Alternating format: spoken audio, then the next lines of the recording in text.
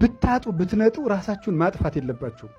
ሰው ቢጠላችሁ ባይሳካላችሁ ብትደህዩ ትምህርት ራሱ ውጤት ባይመጣላችሁ ባትቀጠሩ ዘመዶቻችሁ ቢጠላችሁ ጓደኛ ባይኖራችሁ ገንዘብ ባይኖራችሁ በክርስቶስ ደም የተገዛው ቅዱስ መቅደስ ነኝ ብላችሁ በዚህ ብቻ ደስላችሁ ይገባል።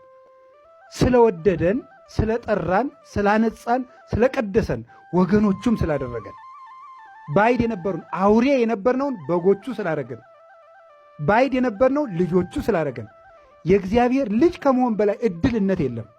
ለራሳችን ክብር መስጠት ያለብን። አሁን ቁስ አጣው ብለህ እንዴት ራስህን ታጠፋለህ? ሰው ከቁስ በላይ ነው። ሰው ከእውቀት በላይ ነው። ሰው ከቤት በላይ ነው። ሰው ከዝምድና በላይ ነው። ሰው ልዩ ክቡር ነው። የተገዛችሁት በዚያ በሚቃጠል መስዋዕት በዚያ በንጹሕ በግ በክርስቶስ ደም ነው።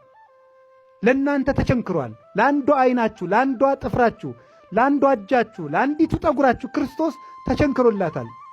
በምስማር ተወግቷል። በጦር ተወግቷል። በገመድ ተጎትቷል።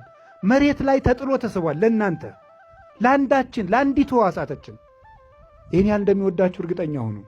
ሰው ቢወዳችሁ እንጀራን የሚያበላችሁ እጁን እግሩን ቆርጦ የሚሰጣለ እንዴ?